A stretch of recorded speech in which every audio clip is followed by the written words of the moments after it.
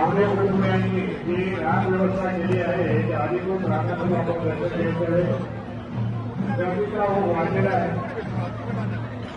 त्याचप्रमाणे आपले स्वयंसेवक या ठिकाणी कार्य करत आहे त्यांना सुद्धा एक विनंती आहे या ठिकाणी गर्दी झालेली आहे। दरवर्षीप्रमाणे आग्नेवाडी बराडे देवीचा आशीर्वाद आम्हाला आहे आणि यावर्षी सुद्धा मनोभावे आम्ही त्याची पूजा केली आणि आशीर्वाद तिथे घेतले। आज म्हणायला असेल की संपूर्ण महाराष्ट्रातलं हे दैवत आराध्य दैवत असलेल्या आग्नेवाडी बराडे देवीमध्ये आज लाखोंच्या संख्येने उच्चांक आज गर्दीने घातला आहे आणि त्याची कीर्ती दूरवर पसरली आणि ही अशीच दूरवर पसरत जाईल खरं तर आणि तिचा आशीर्वाद आम्हा सर्वांवर या ठिकाणी राहील अशी मी देवीकडे प्रार्थना करतो।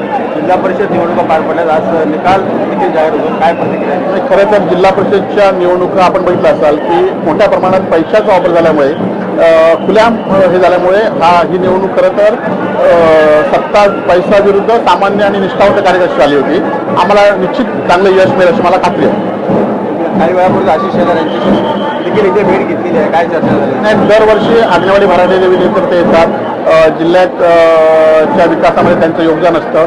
निश्चितपणे त्यांच्यावर दरवर्षीप्रमाणे त्यांच्याबरोबर चर्चा झाली।